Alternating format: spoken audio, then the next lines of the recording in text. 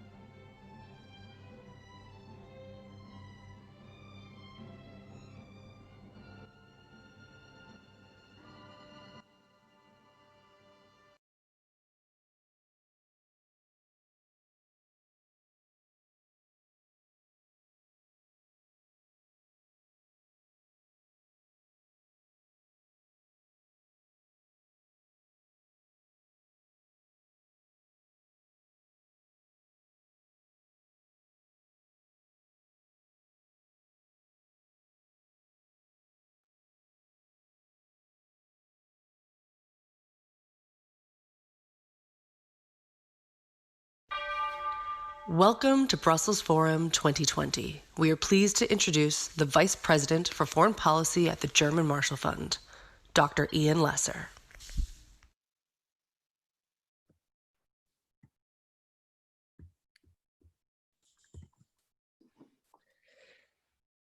Good morning, good afternoon from Brussels.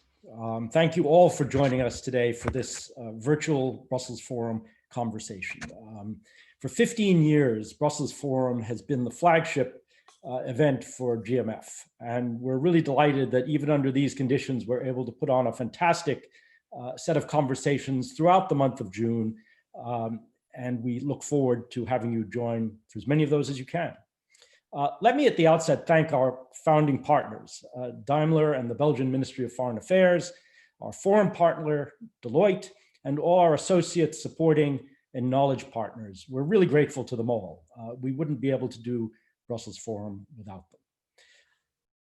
We had two fantastic conversations yesterday, focusing on the implications for the United States and Europe in light of the COVID crisis and the economic crisis.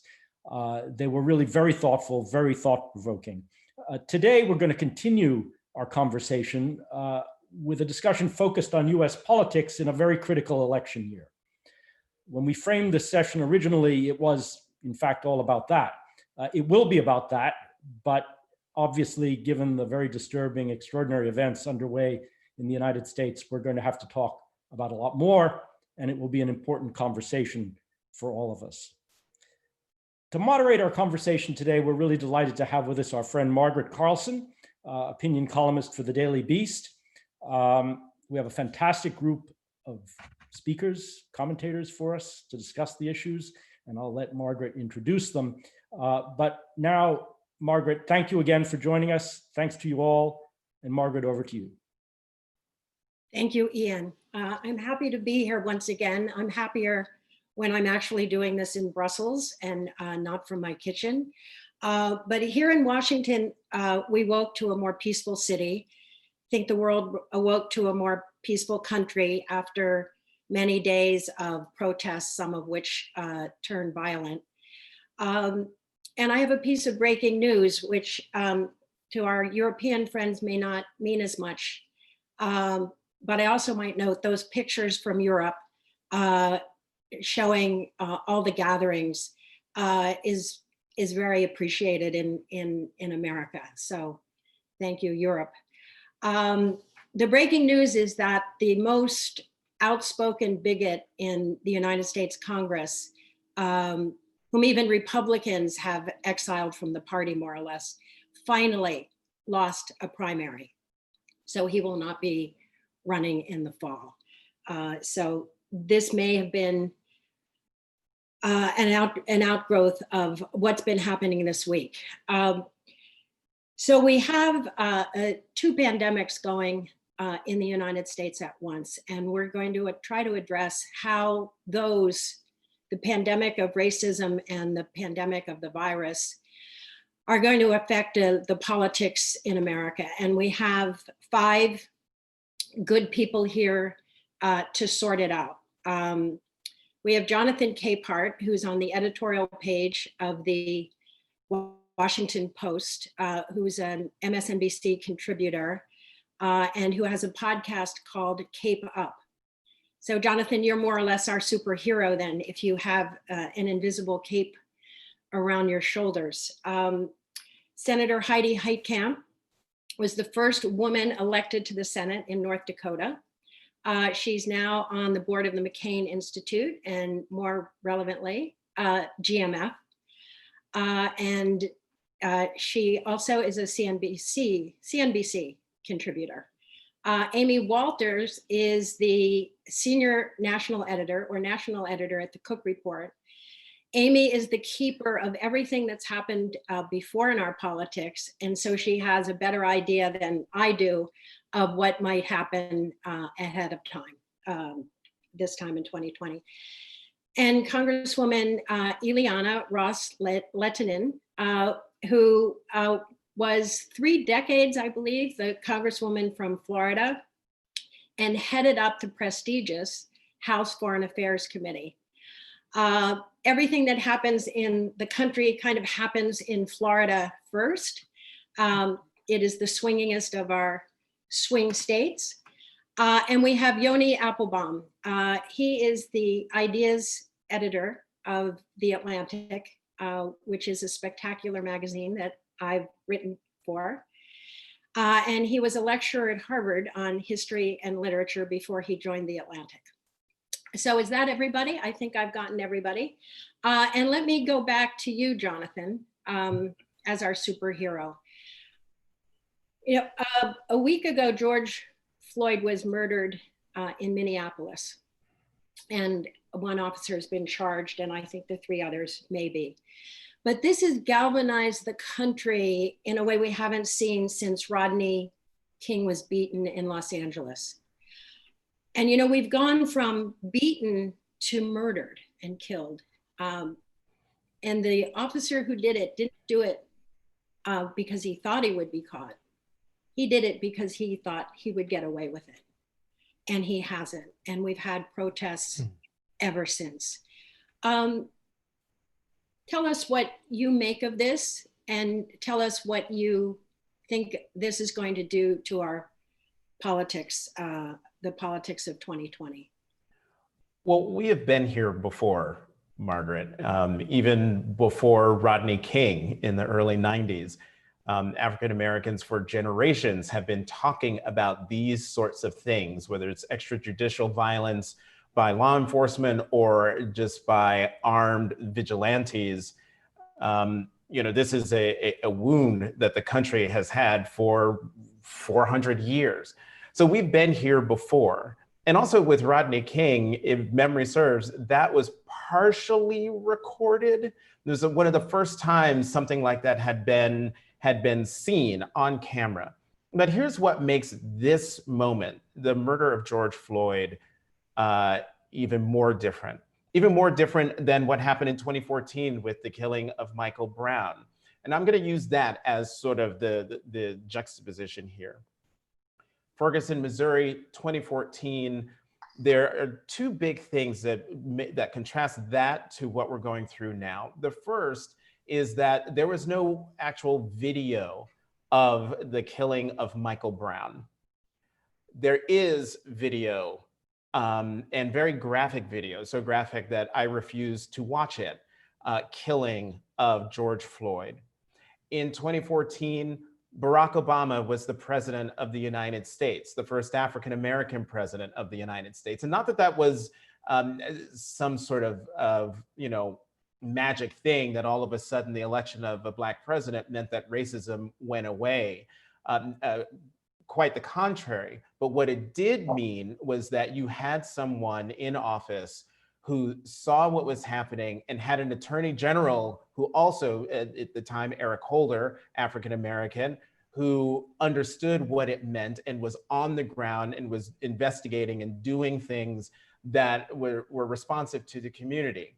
Fast forward to 2020 and the murder of George Floyd in Minneapolis, face down, one police officer's knee pressed into his neck. And as we've seen from other video of what happened, there were 3 other officers who were near or on George Floyd as well.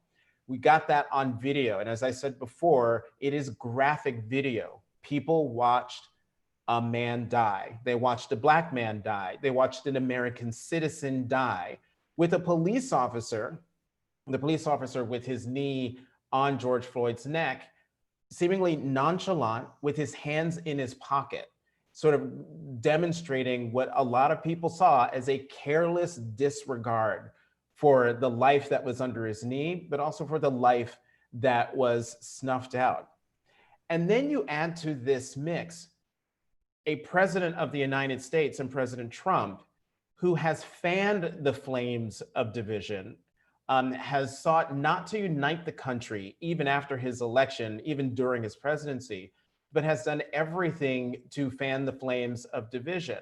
And so now, in the midst of a nation that is now in its 9th day of national protests in cities that and towns that might have been unlikely generations ago, people taking to the streets to demonstrate and to say that what had happened was not right. I mean, we're talking about a president who denigrated African and Caribbean countries as S-hole countries. He ceded the moral authority of the Oval Office and of the presidency by saying, after the white supremacist demonstrations in Charlottesville, Virginia, saying that there were very fine people on both sides. There are no both sides when it comes to white supremacy and racism in the United States, or at least there shouldn't be. And then I think, and I'm just gonna, there's a long list of racist things that the president has done and said, but having two white supremacists on his staff is something that a lot of people have paid attention to. Steve Bannon was a senior political director on his campaign and in the White House, doors away, feet away from the Oval Office. He is since he's no longer in the administration, but still there from day one is Stephen Miller, who is an advisor to the president, a known white nationalist, someone who is very much anti-immigration. You have that in the White House, in the administration.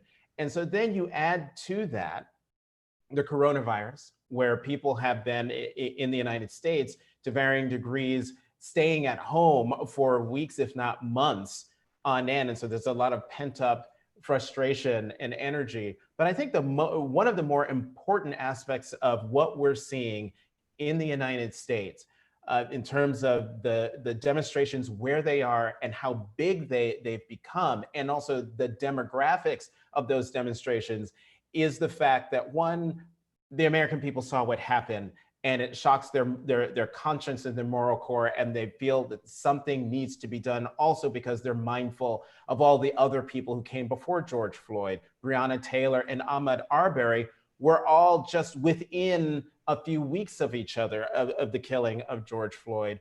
But also, I think we're seeing young people of all demographics, especially African Americans, but also Latino Americans, Asian Americans, and especially white Americans, young white Americans, joining their fellow citizens on those demonstrations, because unlike any other generation before them, that generation that's in the streets, they're the ones who have embraced diversity. They know what the word intersectionality means. They understand that injustice engaged in by law enforcement plays into a whole host of issues that they know, that they view as unjust and need to be corrected. And it fans out into all sorts of other arenas, whether it's gun control, which we have seen here in the United States with the Parkland generation, that group of, privileged, mostly white kids, when they found themselves in the middle of gun violence in the United States, they took to the streets, but they also made sure that their fellow students in Chicago, who had been living under the threat of gun violence and living with gun violence for a lot longer and more often than they have, that they were a part of the movement that they were all now a part of.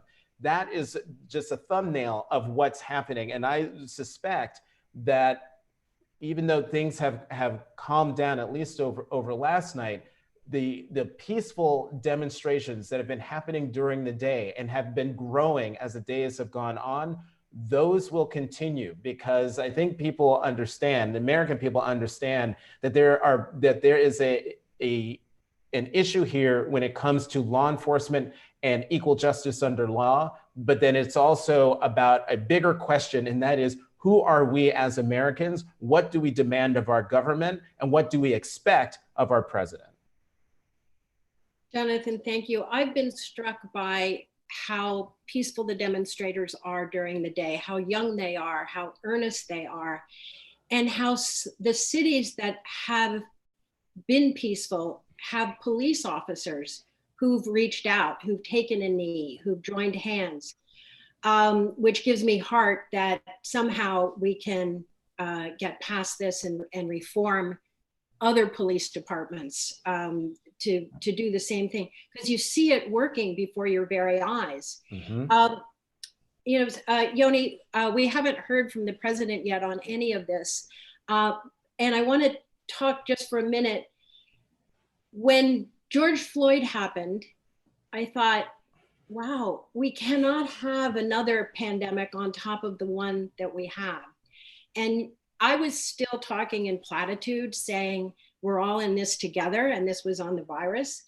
And you said something very smart, probably because you are smart and you went to Harvard and you're in charge of ideas, but that wars bring us together and pandemics drive us apart.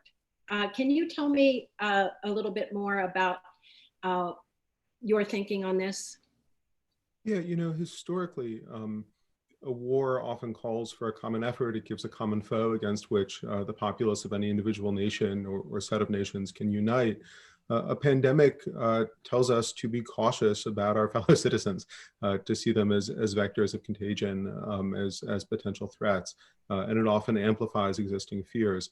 This pandemic, and really the last few months, I think, give us both a sense that we are perched at an extraordinarily perilous moment for the United States and perhaps for Western democracies in general, but also I think one, as Jonathan was just telling us, that gives us some reason for hope.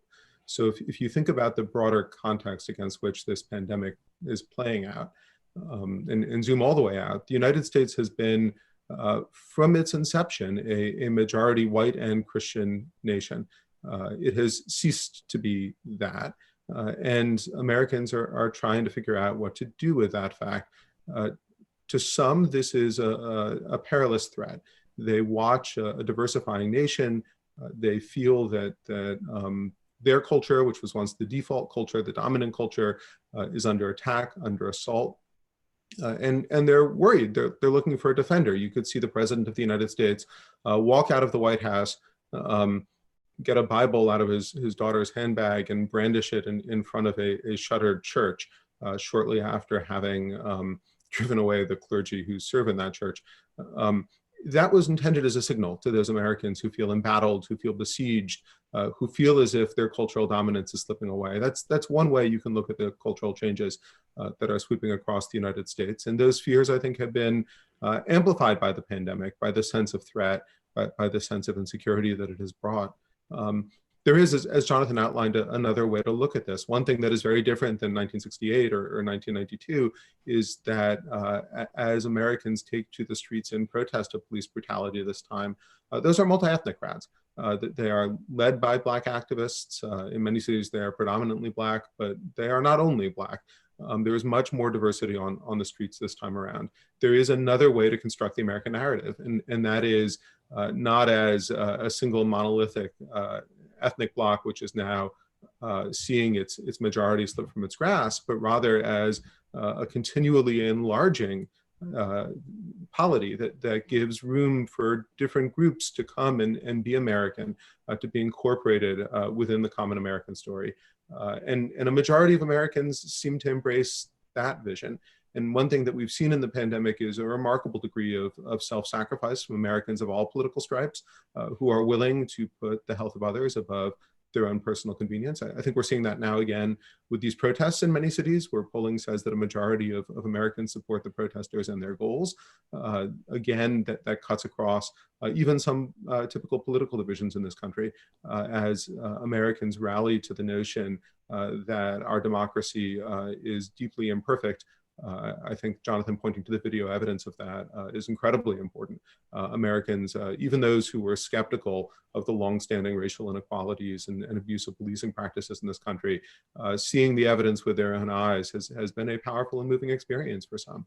And so we see a broad movement in this country toward reform, toward inclusivity, juxtaposed with a deeply scared and threatened political minority that looks at that movement and sees in it not reason for hope, but reason to be afraid and to seek refuge in the arms of a strong man. Yoni, you bring up the Bible and the president, whom we haven't actually heard from in any powerful or vivid way. And I wouldn't even repeat his tweets because they're not helpful at all. And Senator Heitkamp, You know, you've been with the president. You may be the only one who was ever on Air Force One with him, certainly that's on this panel. That walking across the park after clearing it with tear gas to just hold up a Bible, as Yoni said, out of a handbag, which by the way, I think was a $1,500 handbag. I don't mean to be petty, but it played into just the image that we saw, whereas the one, you know, the president thought he was conveying was one we would want to see and that would help matters, which means that the gulf between us and many of us, the 54% who disapprove of the way he's handling both crises, is doing it. So you've been up close with the president. You ran in a state that, I don't know how many points, but I hope you'll tell us, votes for the president. So tell us about your experience and also what this might mean in those states like yours, where Trump is still very popular in 2020, in particular for the Senate where you came from. Well, the first thing I want to kind of get people to understand is that why is this different than 68? It's different from 68 because the younger generation is much more multicultural. And when they see this, they see their friend on the ground. They see their teammate on the ground. In a state like North Dakota, the Bison, and it's a football, university football team, is the talk of our state every fall. The much beloved quarterback is out marching with the protesters. And that sends a message to many people in North Dakota that this person that they love on the football field and that they appreciate is also someone who they should be listening to given his life experience. He's multiracial. We had a letter to the editor from a Republican, the daughter of a Republican senator in North Dakota, and her husband was a Republican appointed judge. Their grandson knew George Floyd, and I think it's important that we not let his story be lost. Their grandson was taught how to shoot basketball, and he wonders, as a kid from North Dakota roots, he wonders how someone can die over $20. And so when you look at this, the president has looked and said, look, I don't think I can win the empathy debate, but I do think I can win the law and order debate. And if there's enough people who are disgusted by the looting and by the violence, then I'm going to play to that base. The president has never been a uniter. He is a divider. And he not only looks at dividing the country along racial lines, but dividing the country along regional lines.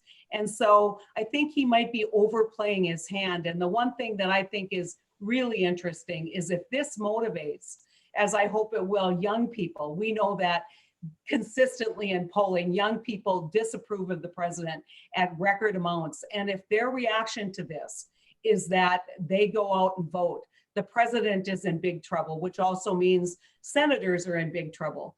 You know that the president has overstepped when you can't get Republican senators in the floor of the United States Senate walking to votes to stop and talk to reporters and defend him. And so there's a lot of hand wringing right now, I would assume, in the Republican Party about what does this mean, especially if the violence is diminished, as we saw last night. Then he's lost his message. The other thing that I would want to point out is that when the president said that's no way to protest, remember that the president was very aggressive against the protests led by Colin Kaepernick, an NFL player, when he took a knee during the national anthem. And so that was a peaceful form of protest. And so it's got people wondering, can this president lead? Can he actually make this country great again? And by all indications, whether it's uniting the country, whether it's economically, whether it is our health safety, we are not better off than we were 3 years ago. And I think that the president understands that he really has to motivate the aggressive base. But I think he's underestimating people in my state, Margaret, who will say, look, I supported him once, but we really need change in this country. And it's also exacerbated by the decline of our economy, both in terms of our oil economy and our ag economy. And so as we look forward, his argument has always been the economy. Now he thinks he needs to pivot to law and order, but those two aren't working very well for him. And it doesn't bode well for the Republicans holding on to the Senate. But it also tells you that the president, he didn't walk across that park on a whim. This is all very much tested, and this is a base play, and that's how he hopes to get reelected. But I think it's going to be a lot tougher this time around. And oh, by the way, the president won North Dakota by 36 points. It was the fourth highest in the country. Heidi, you didn't have a chance, but you're missed. You're missed. Your mention of Colin Kaepernick makes me think Trump had two occasions. He had Charlottesville, and then if he and the owners and Roger Goodell hadn't, sidelined literally and figuratively Kaepernick, how things might be different. That symbolically, it would have made a difference. So many missed opportunities. And I guess the question, because I have in my extended family Trump supporter, what are you willing to put up with for your tax cuts and your deregulation? And we'll be coming to that. So let me go to our swingingest of swing states. Ileana, somebody described Florida, I think, as you tilted the United States and everything loose rolled into Florida. Ileana Gonzalez, Terry Schiavo, the Hanging Chads. And we always look at Florida because drama happens there. What do you see? How do you see Florida playing out in 2020? Well, I think that Florida is the deciding vote for this election. We really are a bellwether state, a battleground state, or a swingingest state, as you pointed out, Margaret, because only twice since 1928 has the winner of the November general election not carried Florida's crucial 29 electoral votes. That was first JFK in 1960, and the second was Bill Clinton in 92. What does that mean? It means that as Florida goes, so goes the nation. So how are Vice President Biden and President Trump doing these days in Florida? Well, it's neck and neck, depending on what kind of poll is used. He's kind of on life support, some might say, but don't rule him out yet, because President Trump lives in Florida.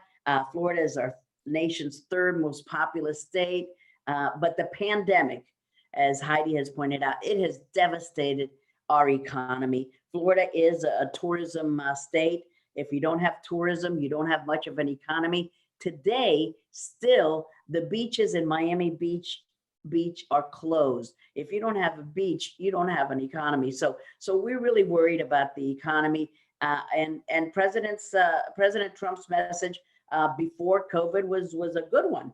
The economy is booming. Folks are working. The lowest unemployment rates. But now the question is, who do you, Florida voters and nation voters, trust the most to get our economy back on track? President Trump is betting on, hey, I did it before. I got our economy going. I can do it again. I can bring jobs back. I know that there are a lot of folks who are saying, oh, Trump is dead meat. Don't count him out. He won Florida by the slimmest margin, 1.2%. So Vice President Biden has his folks, President Trump has his, and they're really just vying for that little middle ground. And that's the difference between winning and losing. A Reuters poll just recently, last week, pointed out that as our economy in Florida opens up, then Biden loses that economic edge, because people see, oh, well, okay, jobs are coming back. Will they be brought back by November, even just a little bit? Who knows? But as we learned with COVID, Trump will be he'll be the face of the economic recovery. Did he bring them back or did he not? Are we willing to give him more time?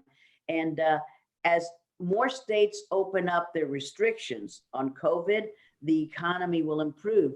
Today's message in President Trump's tweets was saying, we're not going to have our convention in North Carolina because they're still clamping down on social restrictions and gatherings of people. So maybe he'll move it to Florida. So advantage to Florida on that. But how will he campaign? This pandemic has really changed the state of politics. President Trump has always had these big, successful rallies, arenas filled with people.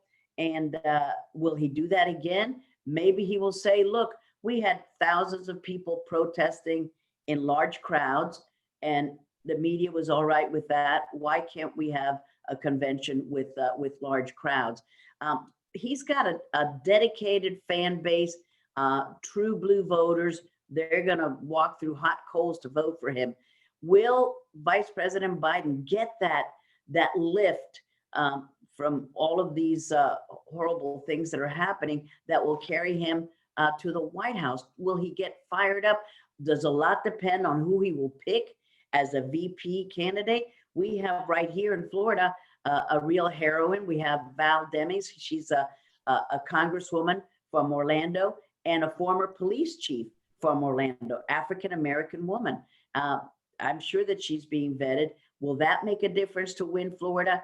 And, Trump has really not begun to attack Sleepy Joe, as he calls him, truly as he can attack people. So if it's neck and neck now in Florida with advantage a little bit Biden, will Trump do the incredible feat of beating Biden here in Florida? And, we've talked a lot in previous elections about the soccer moms as a demographic that is a key to victory. We have a new phenomenon in Florida, being such a beach and water and boating community. We have a Trump flotilla. We now have boats up and down the intercoastal and on the ocean that have Trump 2020 flags flying over their boats. So the soccer moms are being replaced by the Trump flotilla. Don't count them out yet. Don't read national polls. Remember that elections here in the US are state by state. And I think it's still advantage Trump here in the state of Florida. Thanks, Ileana. No, I'm not cutting him out, but on the Sleepy Joe, this is the Prevagen election of two 70-year-olds, and Trump doesn't impress me as being in that better shape than Vice President Biden. And Amy, I want to go to you for the hard facts from the Bible, the tip sheet that we all look to. Trump, as Ileana mentioned, he's playing to his base. He needs to get them out. He needs that flotilla out there on election day, although this is the election that maybe no one's going to show up for, and we might deal with that later on mail-in balloting. But the president was dividing us before the protests. Who thought we could be divided over wearing masks? It's beyond me that could have been a fault line. And now he's dividing us. He's the law and order president who's going to protect us from this small minority of agitators and looters who, because we have enough tape, we're going to figure out who was who in this and who came in and was responsible for the damage. You said who votes is really crucial. Tell us who's going to vote this time and what you think they're going to do. And maybe the latest I have on Trump disapproval is in the mid-50s, and on Biden's lead, I think last week it was 10 or 11 points nationally. Thanks, Margaret.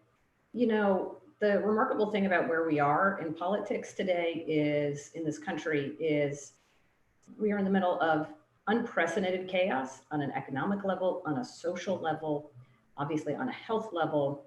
And yet the political fortunes of the president seem to be sort of incredibly stable. I mean, his approval ratings still don't budge, even in the midst of all of this chaos and trauma. So I went back and I looked his disapproval rating in January, so January 6th of this year, 42% approve, 53% disapprove. Today, that average is 43% approve, 54% disapprove. We as Americans are pretty much locked in to opinions of Donald Trump, and what's happening out in the world, what's happening in the country, do very little to move it. What we do know, as you pointed out, is going to be important is not just who votes, but how they vote. And who votes gets to a point that Senator Heitkamp made earlier about the president's ability to keep these divisions strong and intense between people who like Trump and the people who dislike him. There's some good news and bad news for the president there. The good news is that base is solid. So even at these moments of incredible trauma, he's not losing support from his base. He still has 90+% of Republicans sticking with him and will continue to stick with him all the way through. The problem with an approach that is only about stoking and enraging and engaging your voters is it means that you have a low ceiling. And this is the first president in the history of Gallup polling that has never been able to break into 50% job approval rating. This was even at a time, go back in time, when the president was looking at a very strong economy and where he thought that the economy was going to be sort of the ticket for him into a second term. But even then, he was unable to translate support for a good economy. Even people who said they were supporting President Trump on the economy, they thought he was doing a good job on the economy. When asked by pollsters if they were going to support him, a good chunk of those voters, about 10%, said, nope, I'm going to vote for Joe Biden. So his style is more important than almost anything else. And what his style is, again, Senator Heitkamp pointed out, is to divide and to hope that at the end of the day, when you do all the dividing, there are more of his folks sitting over here than his Democratic opponent. We talk about who's voting. The Congresswoman is correct. We got to look at the states more than the national. Overall, Joe Biden's national lead right now, somewhere around 6 or 7 points. Remember, Hillary Clinton won the popular vote by about 2 points. So this is a significant improvement over where she landed. But when we look at the states right now, you need 270 electoral votes to be elected president of the United States. We give Joe Biden an advantage in 232 of those electoral votes. So he's close to that 270 number. For Donald Trump, we put 204 electoral votes sitting in the likely to go to Donald Trump category. So that leaves us with a small chunk of voters, about, let's see, 2, 4, 6 states and 1 congressional district that we say are really competitive, will decide this election, Florida being one of those. But the impetus right now, the pressure is on the president. He has to win an overwhelming majority of the states of Arizona, North Carolina, Florida, Pennsylvania, Wisconsin, Michigan. And then there's a district in the state of Nebraska, the 2nd district. Barack Obama actually won this district. It is centered in Omaha. He will need to win, the president would need to win more than 2/3 of these electoral votes in order just to be able to get a narrow electoral college win. For Joe Biden, he needs to win about 1/3 of these. So again, the pressure on the president to win almost all of those states. The advantage the president has in this strategy, though, of trying to just gin up his base is in many of these Midwestern states, Michigan, Wisconsin, Pennsylvania. They are whiter than the average state, certainly have a larger white population than places like Florida or Arizona or North Carolina. They also have a larger percentage than average of white voters who have less than a college degree.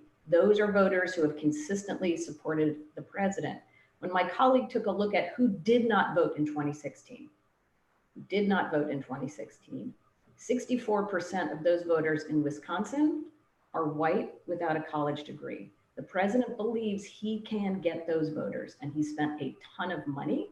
His campaign has been focused singularly on finding those people who have not traditionally participated in voting, speaking to them consistently through the internet, especially Facebook and other social media forums, to make sure that they get out to vote. And his play is he can get more of his folks than Democrats can increase, even if they bring a lot more young people to the table. The challenge for that, as I said, is that may work in a place like Wisconsin or Pennsylvania, maybe, but there, it has to also work in places like Arizona, which is much more suburban and doesn't have as many rural and not as many white non-college voters, or North Carolina, which is quickly suburbanizing, also has a very large African-American population, Florida as well. So that is the challenge for the president. And I just want to end it by saying the sort of how people will vote and how important this is. We can't really underestimate this. Obviously, in the midst of the pandemic, a lot of folks are really scared about actually going out and showing up at the polls and voting. And many states, right at the beginning of March through April, they either postponed their primaries until later, or in a couple of cases, Wisconsin being one of them, they said, we're going to try to do as much of this by mail. They shut down many of the in-person polling places. And what we're seeing now are many states that say, you know what, we're worried that, especially if there's another round of infections over the fall, we're going to have to do most of our voting by mail. Now, some states, just a handful though, just about 5 states, do almost all vote by mail. But most states don't do a lot of mail voting by putting an envelope in a mailbox, especially those states in the Midwest, like Wisconsin and Pennsylvania and Michigan. This was a whole new process for them. And the states aren't prepared to go to a voting system that looks as different as this one could look in the fall. Pennsylvania last night had a primary. It wasn't very consequential. We all know Joe Biden is going to be the nominee. There were some competitive local races and some competitive congressional races. And the Philadelphia Inquirer reported this morning that there were over 1.8 million absentee ballot requests in Pennsylvania. In 2016, which was a very competitive election, both on the Democratic and Republican side for president, just 107,000 requested. And the registrars in these localities are overwhelmed. Already in the Philadelphia area, both the city of Philadelphia and the suburbs, where about 1/3 of the vote is cast in that entire state, they are not going to be able to even begin counting or finish counting for the next 2 to 3 days. I want you to imagine that. I want you to imagine it's November 3rd. Everyone's on edge to see who the next president of the United States is going to be. And places like Pennsylvania and Wisconsin and Arizona and Florida, though Florida I worry less about because they are used to early vote. But some of these places that aren't say, we're not going to have results tonight. Maybe we might not have results tomorrow. The president has already put into the bloodstream this idea that vote by mail is a fraud. We know that after the 2016 election, he accused millions of people of voting fraudulently, that he actually didn't lose the popular vote. Now just imagine 2 or 3 days where we don't have an answer for who the president is. And that is a place that is going to be really dangerous. So that to me is one of my bigger worries, is what happens not before election, but what happens in the days after the election. And again, think about how much distrust that has already been sowed, really from the president, about believing in this system. And then even if we do get an answer on election night, I think what we're going to see for a good chunk of the population on January, when the new president is sworn in, they will believe that president was elected illegitimately. So, gosh, this is a real downer, isn't it? This is, you're Debbie. I'm just gonna go. This was terrible. But, sorry, but that's what I worry about. Yes. What? Mute. But you bring up our third pandemic, which is discrediting democracy. And I think we all have heard through tweets and otherwise that the president, that's a big part of what he's doing right now. I want to take some questions, but I'm going to go around with this. Well, first I want to make a prediction. Amy, you don't get to contradict this, that in Michigan, there's 10,000 votes, right, at stake. That's a few Pilates classes in Ann Arbor. And I can't believe with that, the governor who's performed so admirably and the terrible protests there, the menacing armed to the teeth protesters that, by the way, Trump called, if he didn't call them fine people, Jonathan, I think he called them good people, that Michigan, we're not going to get Michigan, but don't say we're not, okay? Just let me have that. And so here's the question to the panel going around quickly is, I think Joe Biden has performed well, both in the coronavirus. He was the one who gave this memorable speech after 100,000 deaths when the president sent out a tweet to political hacks. That was how he memorialized that grim moment. And yesterday and the day before, I think Joe Biden has done what he can without putting himself front and center, because if he does too much, he's seen as taking advantage of our grief. Who do you think should be vice president that would help Joe Biden's chances? And who do you think will be chosen? Jonathan, let me go start with you. Well, I've already written about this. I've written three columns now. Please quote yourself. So I will quote myself. One, I've already gone record saying that Vice President Biden should choose a Black woman. He's already said he's going to choose a woman, but I've gone the extra step and said that it should be a Black woman based in the numbers. Keep in mind that, and Amy, you can't correct me. No, you can't. I'm just joking.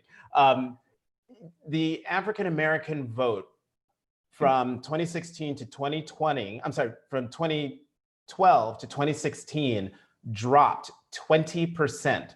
The first time it had dropped in a presidential election in I think, decades. Hey, Jonathan, you have to quote yourself very briefly. Yes, okay, so the point I'm making is that it should be a Black woman, because take Michigan. People forget that there are large Black populations in Michigan, Wisconsin, and Pennsylvania. Michigan, just as an example, as you pointed out, Margaret, Trump won Michigan by 10,704 votes.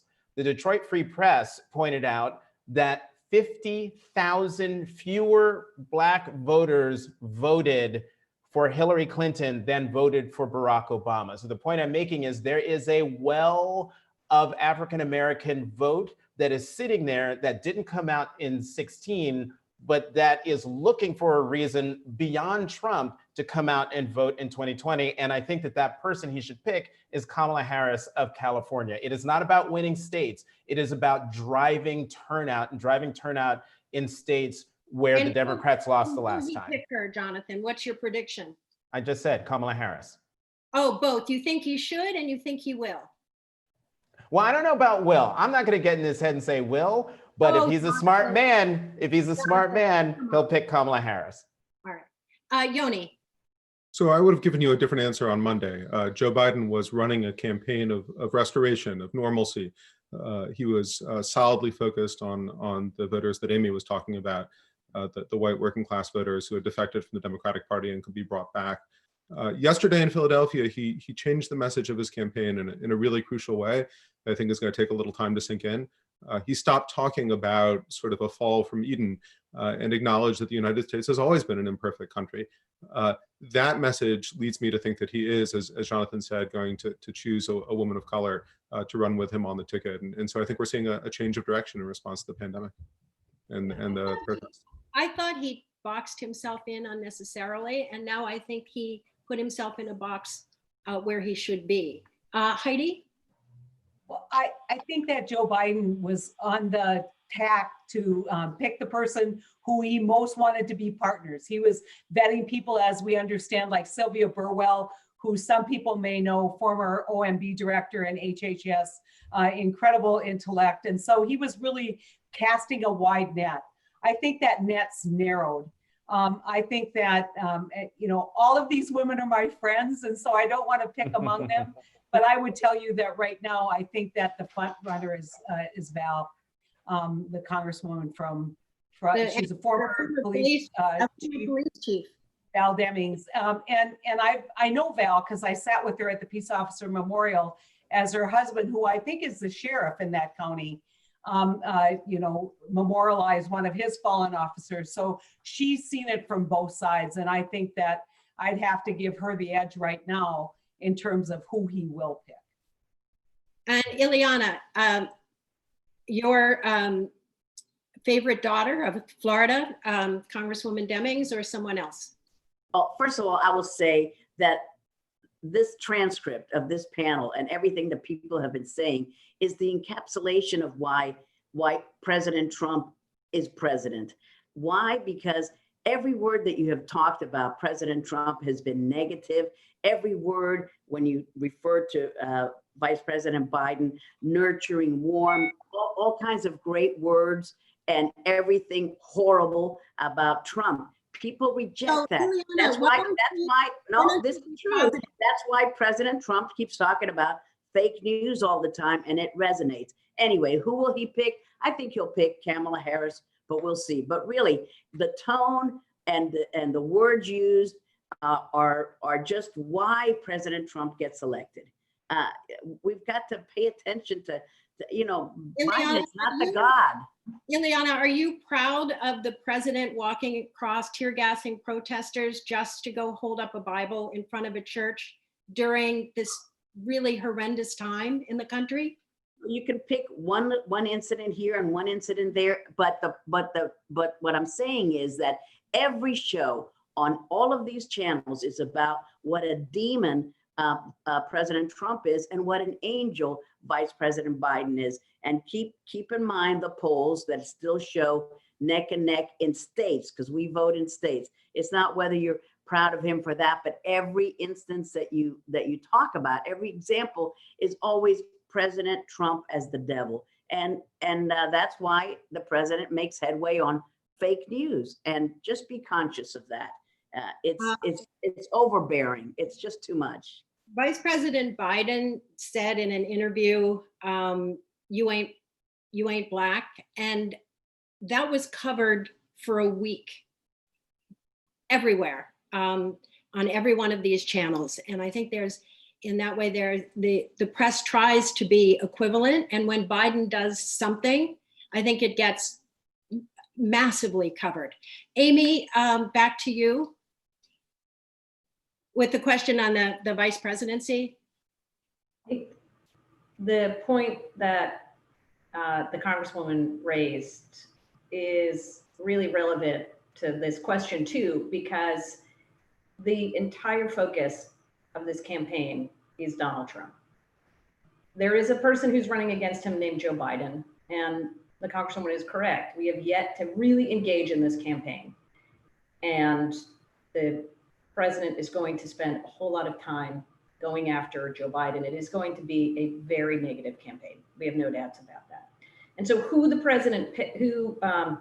Joe Biden picks as his vice presidential candidate is going to be important, but I don't think it is as critical as it's being set up to be. This is really a question for voters in November of who would you like to see for the next 4 years, Joe Biden, or it's actually even less than that. Do you want to see Donald Trump there, or do you not want to see Donald Trump there? As to who he'll pick, I just think picking the least controversial candidate, and I mean that both for his base as well as for who he wants to be standing next to him. I agree with Jonathan that Kamala Harris seems to be that pick right now. So there's a question, thank you, Amy. There's a question here, and we only have a few minutes. And it's about all the women who are running, who ran in 2018, who are running this time. and how we think it's going to change how the world is run. Very quickly, let me go to the two men first.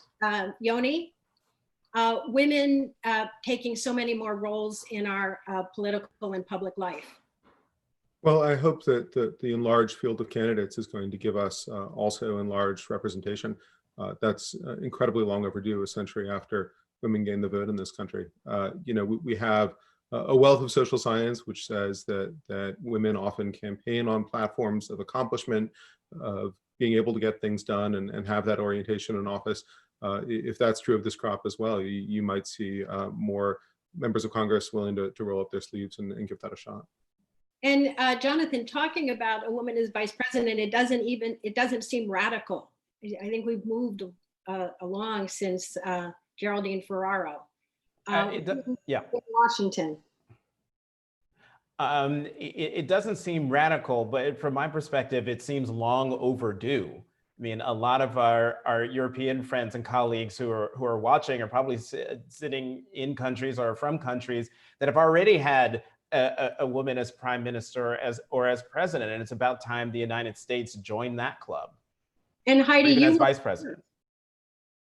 Heidi, you were a first. How does that feel? How did it feel in North Dakota? And as you look around the Senate, you weren't alone. It was very crowded with women. It was a big class, but the one thing that I will say is whether it changes our politics depends on who the woman is. Right. Is the Republican woman running going to be more like Lisa Murkowski, or going to be like Deb Fischer, who a lot of people probably have never heard of, who is just, pretty much go along with the party, where Lisa is very much in an independent streak. And so I think that more women will lead to more collaboration, but you also need to look at people as politicians, as individuals. And many times that's where the change happens, when you elect the people who reflect the values that you want your government to reflect. Ileana. Well, I respect a member like Elise Stefanik, who's taken it upon her mission to elect more GOP women to the House. When I got elected in 1989, there were 13 Republican women, and now there's still only 30 years later, 13 Republican women. So we need to do a better job. Our Republican Party needs to expand that base, and we need a lot more women to see the Republican Party as their home. And Amy, finish us off with some numbers about women in the House and Senate running this time around. Yeah, I don't have those in front of me right now, but I do think that, look, 2018, I think part of the reason Democrats were as successful as they were is that they were able to recruit not just women candidates, but women who didn't come from traditional political backgrounds. They elected a lot of women who had experience in security. They had been in the military or had been in the CIA. And there was an appeal of these women because they weren't part of this process. Look, voters overall do find a lot of this back and forth so exhausting, and having to pick sides about who is more correct on this issue or that issue. They really wanted someone who could address what they saw as just fundamental issues, whether it was healthcare or the economy.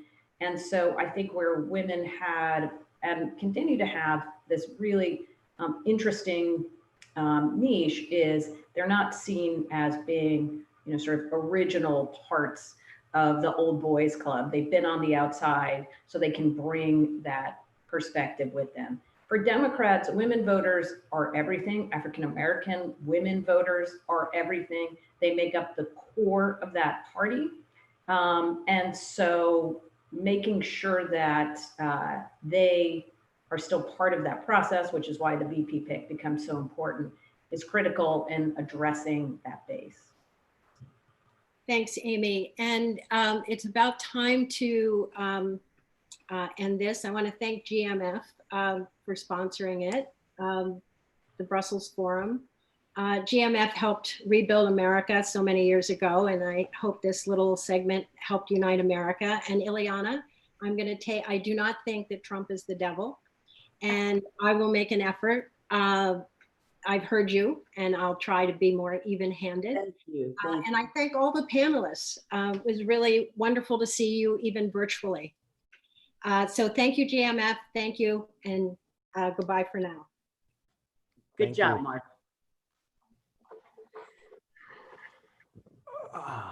Guys, that was. Thank you, everybody.